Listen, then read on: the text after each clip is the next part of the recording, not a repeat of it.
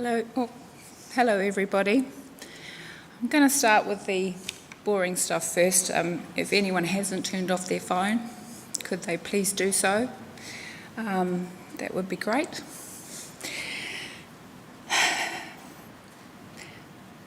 So I'm going to start by going through the order of service. My name is Tony, and I'll tell you a bit more about myself as we go through the welcome.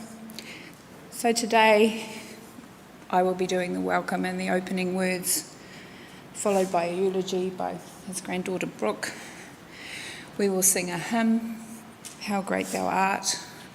His great-grandchildren, Logan and Oscar, will read a poem called Grandad's Hand. We will have an open floor for family and friends and for emails from overseas. We will have a photographic reflection, a history of Uncle Joseph's life. I'm going to read a poem called He Is Gone. Jade is going to read an Irish blessing and share some memories of her granddad. Don will do the closing words in the committal, and then we will leave.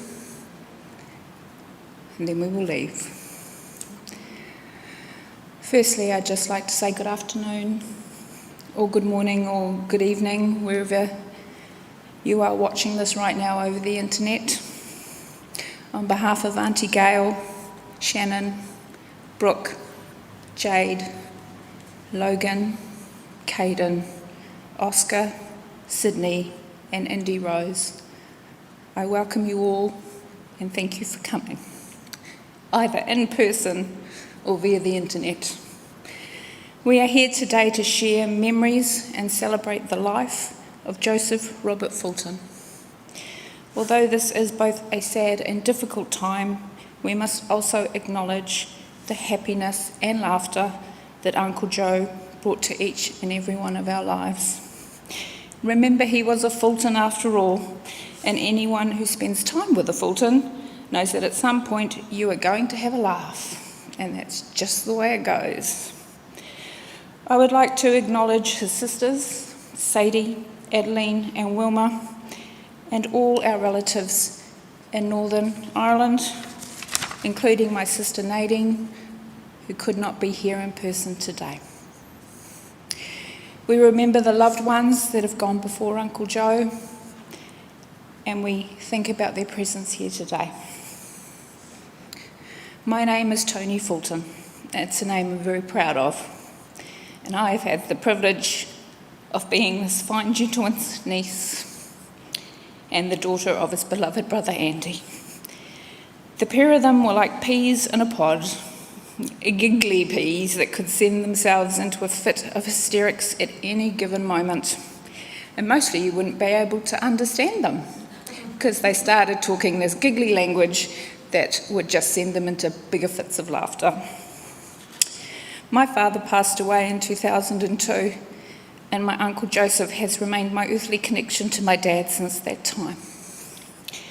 If you were to ask me to describe my uncle, I would say he is a kind man. He had a razor-sharp wit.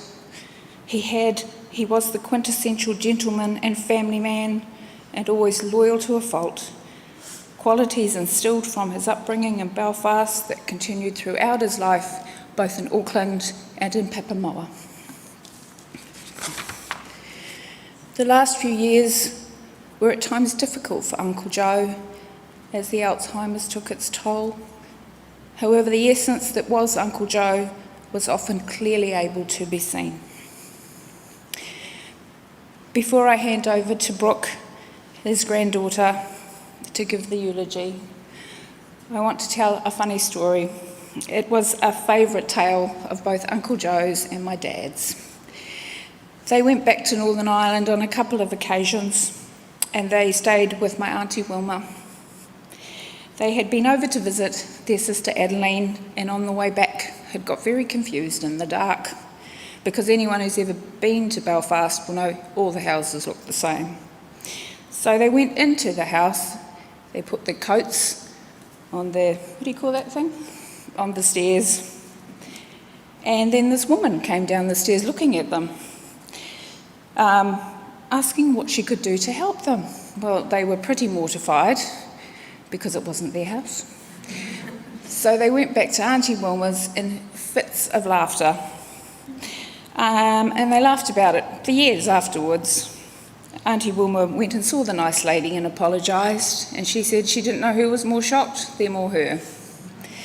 So now I would like to hand over to Brooke, who is going to give Uncle Joe's eulogy.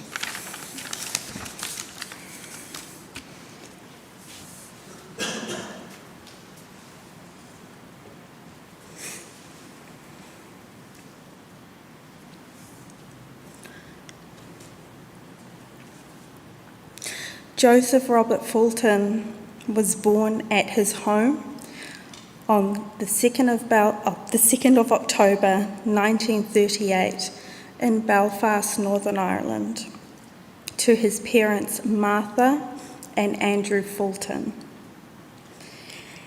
He was one of 7 children, his sister Sadie being the eldest, followed by his brother Andrew, and his sisters Marilyn, Noreen, Adeline, and Wilma.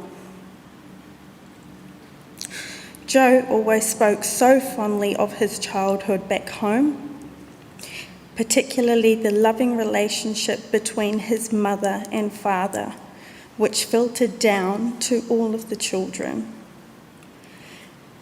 This being the very foundation that made Joe the gentle, nurturing, and unconditionally loving man that he was. Joe was raised and always remained a very proud Protestant man. He loved to reminisce on his days as a young lad, a sergeant in the Belfast Boys Brigade, playing soccer in the street, outrunning the Republicans when he overstepped his turf, and the inseparable bond he shared with his big brother Andy. Andy left Belfast in 1956 and immigrated to New Zealand in search of better working opportunities. Although Joe loved his family dearly, he could not shake the huge void in his heart from his brother's absence. And therefore, 2 years later, in 1958, he boarded the Captain Cook and set sail to the other side of the world to be with his big brother.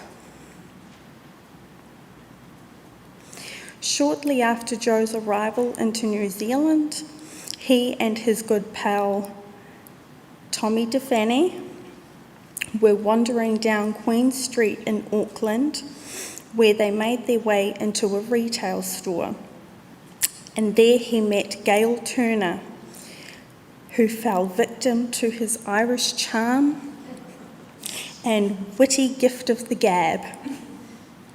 He was quite the ladies' man, young Mr. Joe Fulton. One thing led to the other, and she remained his beloved wife of 58 years. Joe and Gail were married on June 16th in 1962, and 7 years later, their only child and daughter, Shannon, was born. During this time, Joe worked at Framewright Installations on Henderson Valley Road as a site foreman in charge of a team of 10 workers. He loved his job immensely and the friendships he fostered during this time, which carried on throughout his retirement.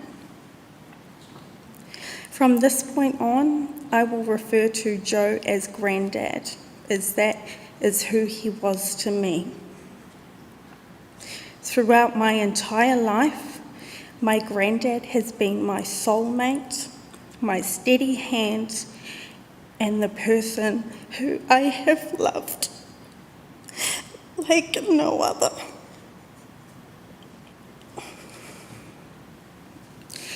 As a young kiddie, All I wanted was to be near my granddad. He was my person, the person I would seek guidance from, the person I could count on to share in my secrets, and I his. He was by far the weakest link in the family when it came to discipline, and we all knew it. His influence has not only made me the parent I am today, but has also guided me to choose a husband who was so kind, supportive, and an equal. 4 years ago, my family and I left Auckland and moved to Papamoa to be closer to my grandparents, because it was my turn to look after them.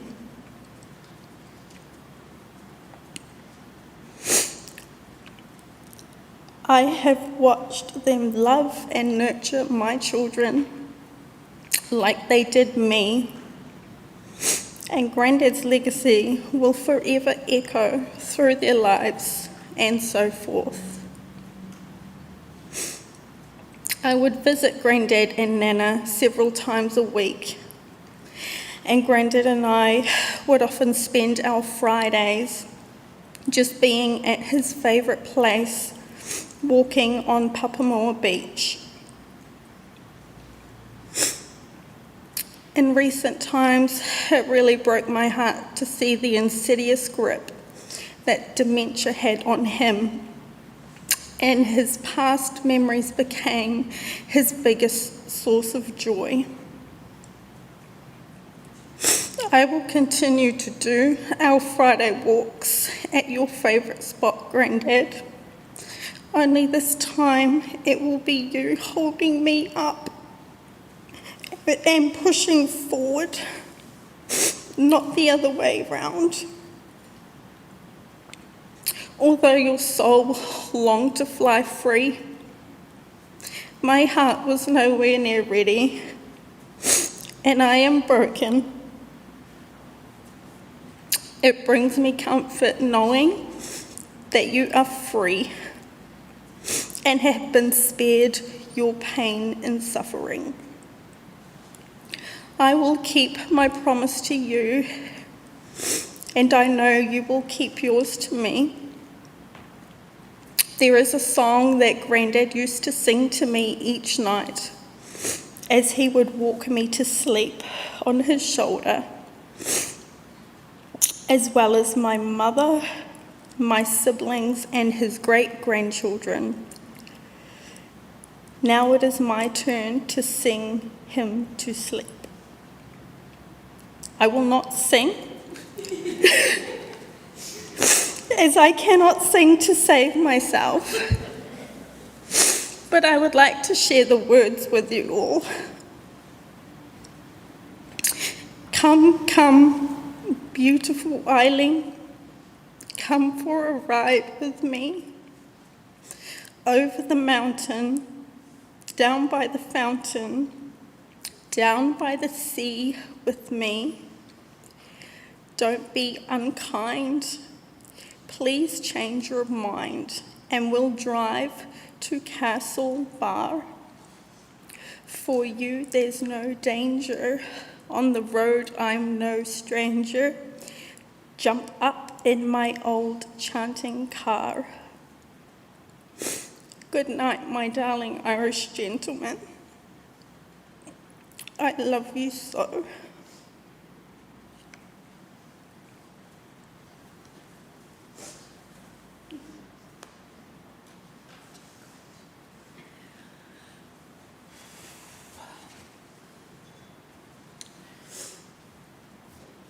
So if you all would be upstanding, please, for how great thou art.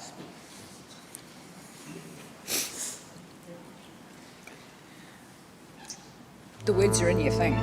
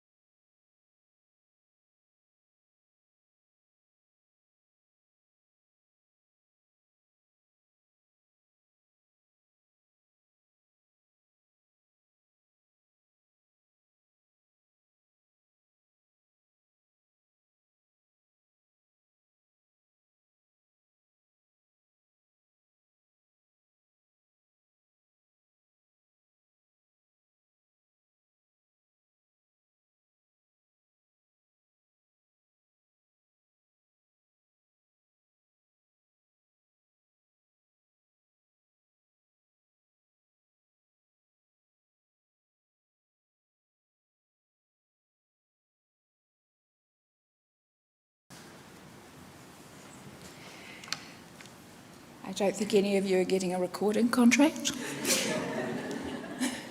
Be seated, please. So now I have two very special young men, his grandson Logan and his great-grandson Oscar.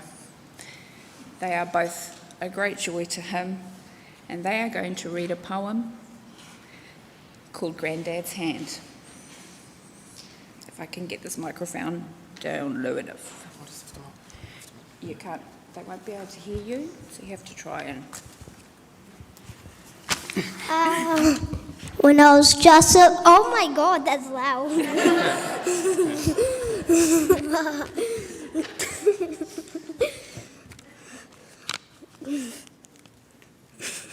When I was just a little boy and you would hold my hand, I didn't have a worry, I didn't understand.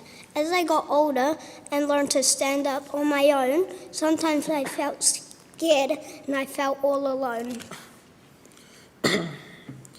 But there you're standing by my side, you held my hand again and told me not to hide. I am older and wiser now, and now I understand. The strength that lies inside me came from Granddad's hand.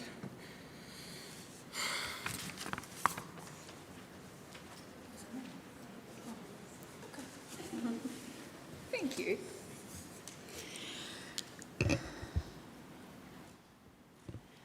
So now, can you hear me? Yeah. All right. So now is a time for family and friends to give their tributes. And I'm going to start by reading an email written by Uncle Joe's sisters, Auntie Adeline and Auntie Wilma. Where do we start to speak about our wonderful brother on this sad occasion? We were very young when Andy and then Joe left for New Zealand. We've no memory of them living at home with us, but remember well how Mum's face would light up when that blue airmail letter dropped through the letterbox with news from the boys. Mum and Dad loved us all so much, but Mum always felt a special something for her boys. After Mum and Dad passed, the bond remained. We will always remember the loving, kind and gentle soul that was our brother. Always devoted to his wife, daughter, grandkids and great-grandchildren.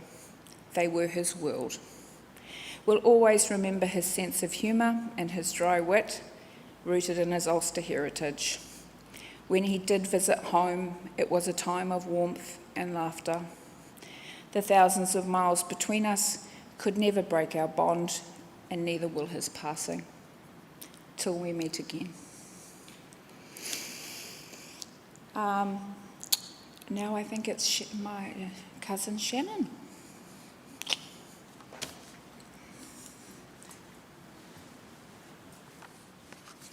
I will try.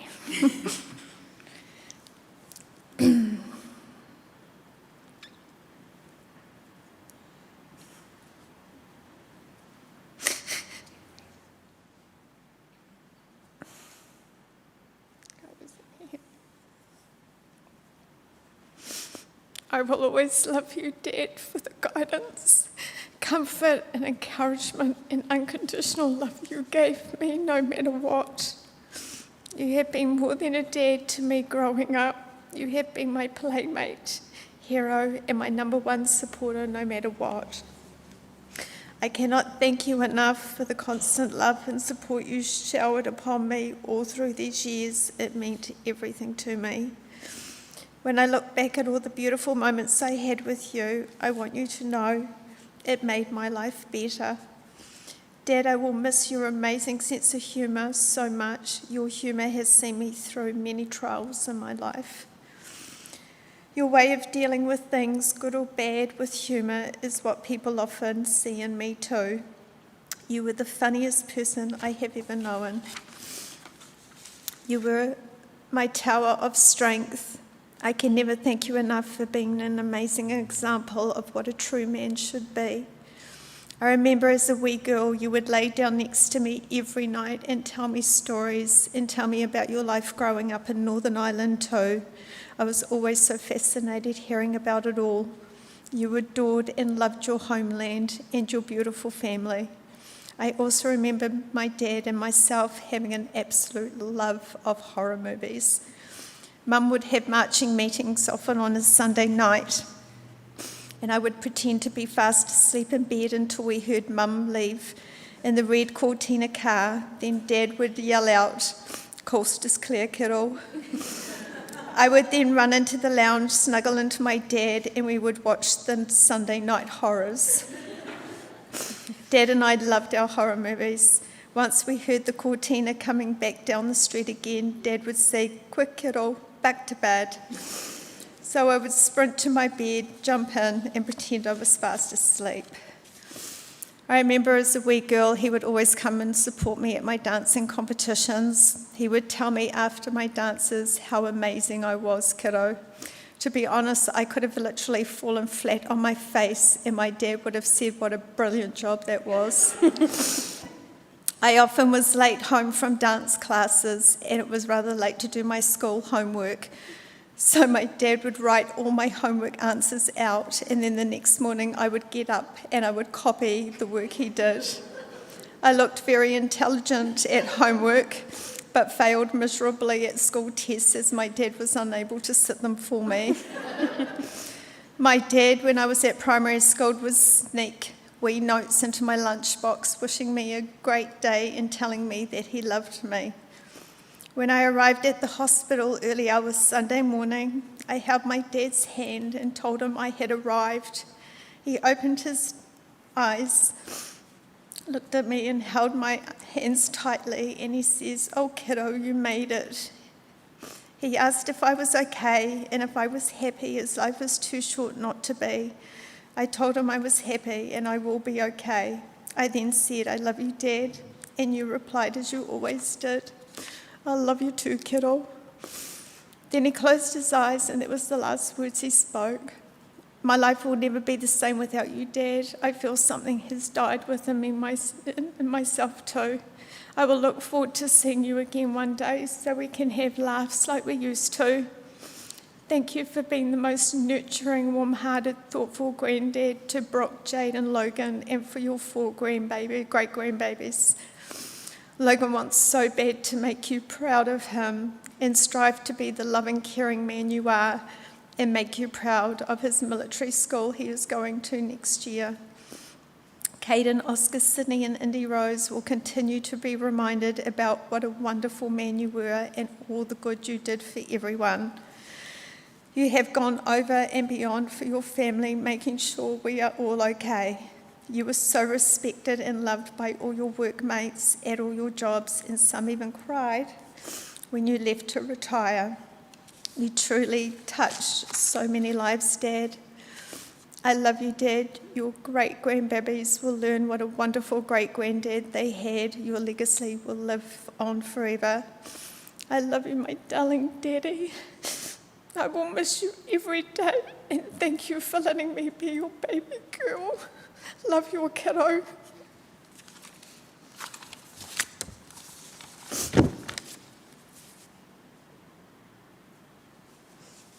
Thank you.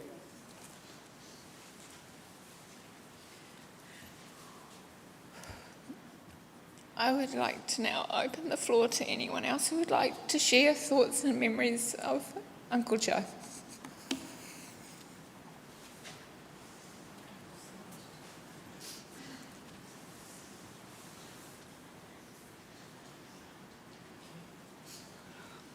Hello, my name is Gay, and I'm one of Gail's Canadian Guards. There's 3 of us here today. A lot of the girls are in Auckland, couldn't make it. I've had messages from the girls, marching friends who send their condolences to the family, and lots of hugs. Gail and Joe took me into their home when I was a young marching girl of 19, I think. Shannon was just a baby, and I lived with them for 2 fabulous years before I braved it to go flatting. And so I had a wonderful life with them, and introduced me to the big city, a little girl from Hamilton. But anyway, I'm actually not up here to talk about me. I'm here to read a letter that Gail has written to Joe. Joe, my love, we have shared many wonderful times together, travelled the world together. We have a gorgeous daughter, 3 lovely grandchildren, and 4 great-grandchildren. So many precious memories we have shared together. Life will be such a challenge without you. But I know it was your time to go, to join your mother, father, and dear brother Andy. I will be thinking of you every moment of every day, and thank you for being the wonderful person you have been. I have been truly blessed to have had your love and devotion the last 61 years. Sleep well, my darling.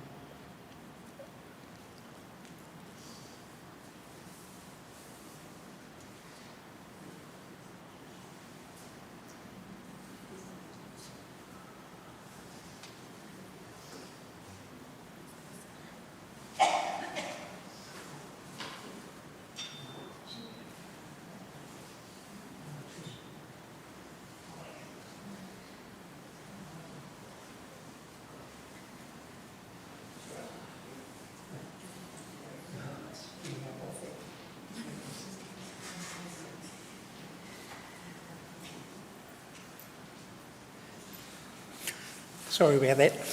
I'm Ray Collett, one of the longer living neighbours in the end of the cul-de-sac. When we first shifted in, there was nothing along the end, and now the whole lot is completely built out, and all those neighbours are here with us today. That shows the respect that they had for this little man. He could walk under my arm. He was an icon of the region, because he had the 2 dogs with him that walked every day, Missy and Gizmo. And then Gizzy died, and we were left with 1. And then Missy went too, and we were left with none. But Joe still did his walk, and all the neighbours knew who he was, right down to the beach, as Shannon and them said. And he was well known in the whole area. And he was respected by all, and he was always known as just Joe. And we will always know him as just Joe. He was a family friend. He used to come to all our functions. We had our Christmas parties out on the roundabout, and Joe and Gail were always there with us, and they were always most welcome. And even now that Joe's gone, he will be remembered. And we thank him for the help that he's been with us.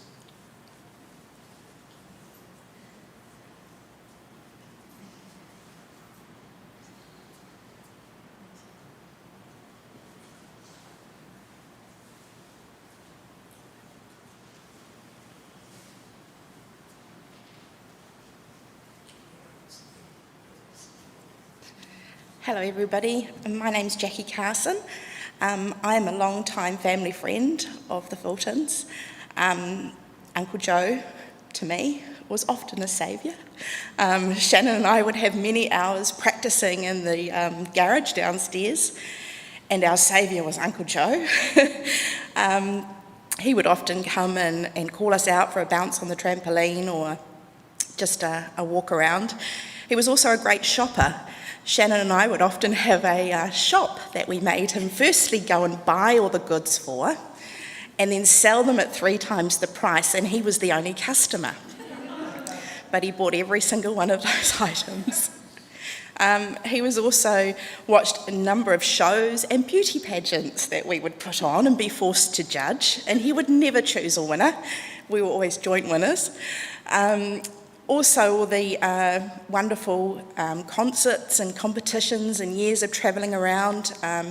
My parents, Marlene and Bill, who are here today, would often travel around in cars packed to the brim with the 2 families to competitions all over New Zealand. But we did have fun, and I know Dad and Joe would spend many hours chatting about who knows what, but they'd find things to talk about. And then in the years as my children came to dance and danced under Shannon and Gail, and also Brooke, and all the years of the concerts that we'd put on, and I remember one particular concert where my youngest daughter Lily was probably maybe 3. Shannon had done a routine with a great big black witch's brew pot on the stage, and Lily had to go inside this while all the dancers were dancing around her. She was scared as Uncle Joe put her teddy in there with her and said, "You'll be right," and she got through it. He was just that kind of man. He made everything all right, and I have very fond memories, and love to you all, and just know that you have lots of love and support around you. Thank you.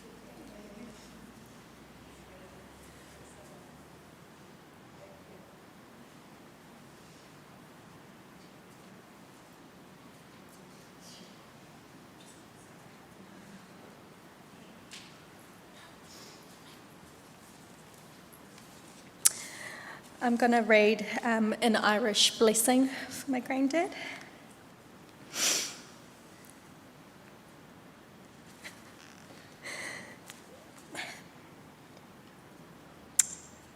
May the road rise to meet you. May the wind be always at your back. May the sun shine warmly upon your face until we meet again. May God hold you in the hollow of his hand. I prepared a speech today for my granddad. Our Irish gentleman. I am so lucky to have called you my grandfather. You have filled our lives with so much laughter, love, and happiness. There are no words to describe the loss we feel today, but it brings us comfort to know you will be reunited with your beloved brother Andy and family like you had always longed to be. I will miss your chirpy hello every time you walked in the room, and your favourite question you always loved to ask us all, "Are you all right, kiddo?" You would always ask all of us kids. I remember every time we would leave your house, you would always walk us out. Even though sometimes you were unsteady on your feet, you would always embrace us with a kiss and cuddle and open our car door like the gentleman you always were. You would wait until we drove off and give us a big wave. I will miss that. Granddad spent so much time with me and Brookie, taking us to dance lessons, picking us up and taking us home until Mum finished work. Granddad was the best baby whisperer. He would always spend hours walking me back and forth, singing his favourite Irish tunes until eventually I would fall asleep on his shoulder, which sometimes was 2 hours later, being the stubborn kid I was. Granddad made the best porridge. Me and him would always eat it while watching his favourite soccer on TV. Sorry. I remember our trip back to Ireland me and Granddad did together, and I am so grateful to have shared those memories with him. Granddad's eyes would always light up when we would reminisce about our adventures. He just loved to talk about it.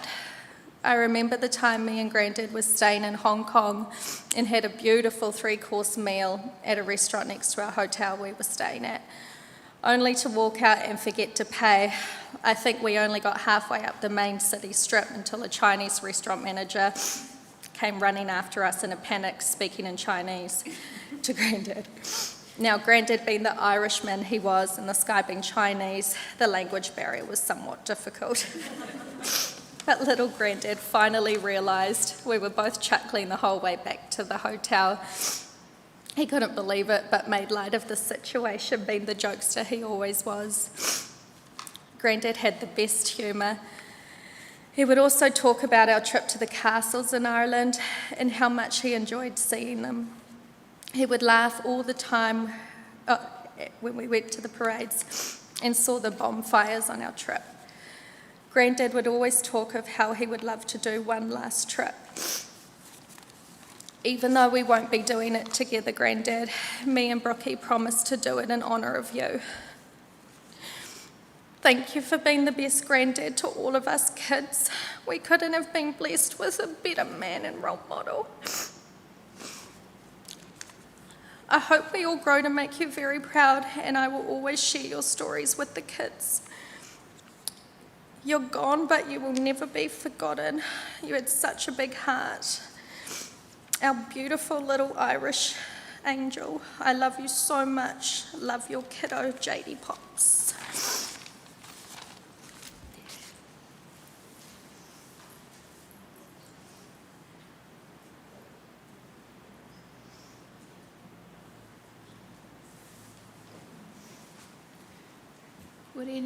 Would anyone else like to come and say a few words?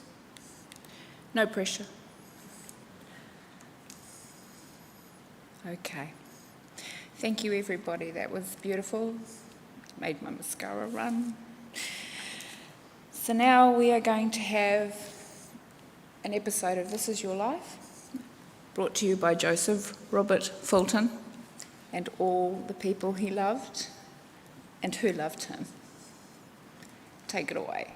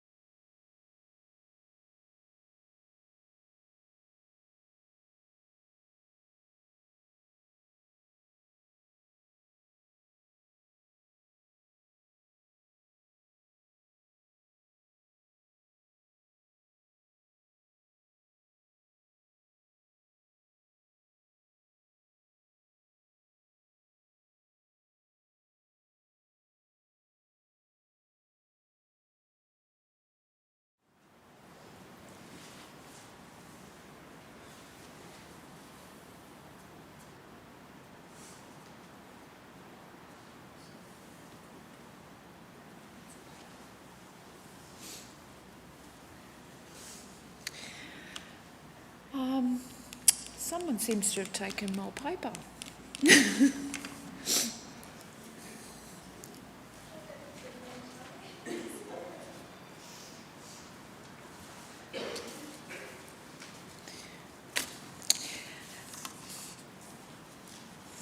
I would like to end this part of this bit today by reading a poem, but also to say that my dad loved his brother and his brother loved him. They were inseparable, and I take great comfort in the fact that they are now together.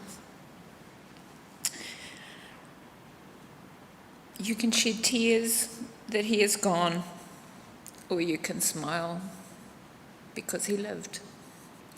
You can close your eyes and pray that he will come back, or you can open your eyes and see all that he has left. Your heart can be empty because you can't see him, or you can be full of the love that you shared. You can turn your back on tomorrow and live yesterday, or you can be happy for tomorrow because of yesterday.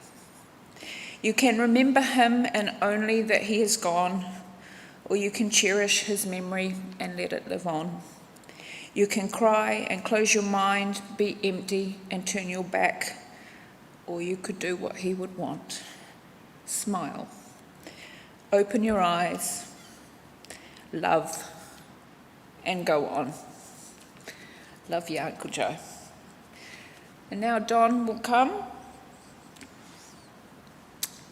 and say some closing words. Thank you.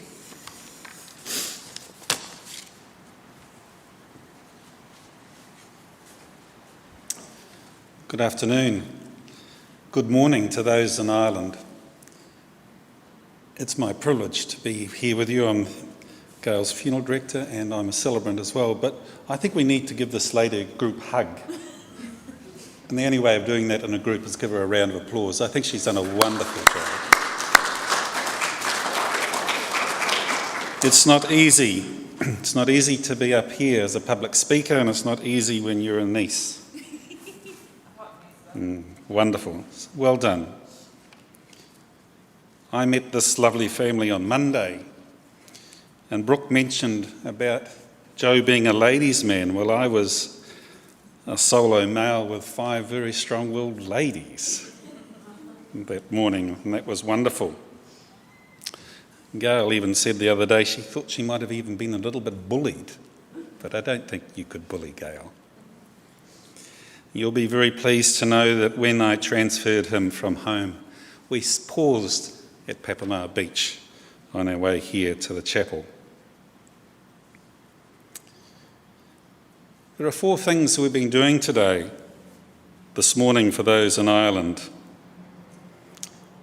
And you've all been honouring this man, and that's what we need to do. And especially Gail, there's 40 people watching live stream. So they are really honouring him by getting up at 3 a.m. Their day has begun very early. We've remembered him. Little stories. Keep on remembering him. There is smiles and there are tears today, and I know, Gail, that the tears will slow down in the days, weeks, months and years ahead, but the memories will always stay there. And when you see Gail and these wonderful group of neighbours that are here, when you see her, don't hold back. Don't worry about a few tears. That's all right. We can't always have smiles when we remember somebody, but don't hold back. Keep on remembering this lovely man. How high? Yeah. And in part of that, we're here to comfort Gail and her beautiful family. But now we've come to the time when we need to say goodbye. In a moment, I'm just going to say some words of committal. And pallbearers are then going to carry Joe out to Danny Boy. You have a chance at the hearse for you to say your personal goodbyes to him.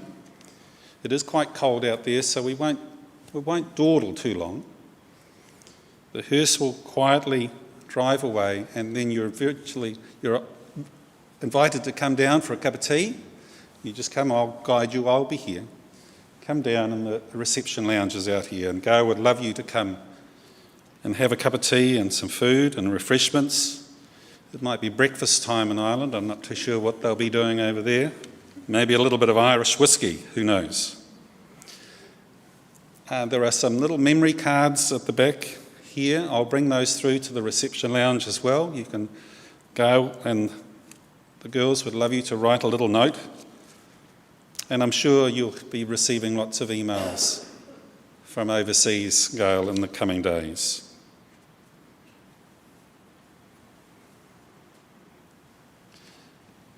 There is only one happiness in this life, to love and to be loved. Joe loved unconditionally and will continue to be so deeply loved and missed by his family and all who had the pleasure of knowing him. He never looked for praises. He was never one to boast. He just went on quietly working for the ones he loved the most.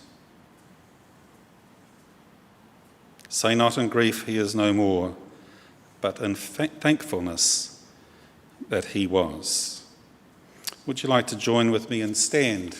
And that includes those in Ireland and Auckland who are not here today. Please stand with us as I say these words of committal, as we farewell this lovely man.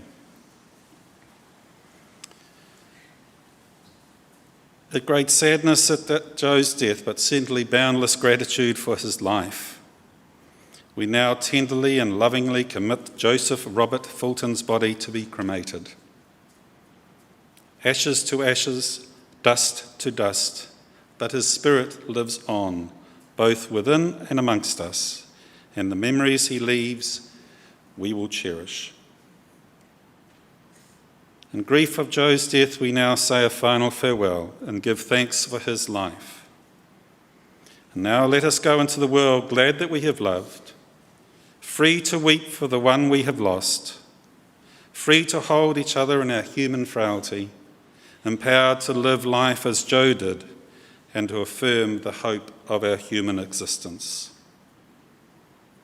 Rest in peace, rest in love, and our love goes with you. Where's our young man with the photo? You want to come up?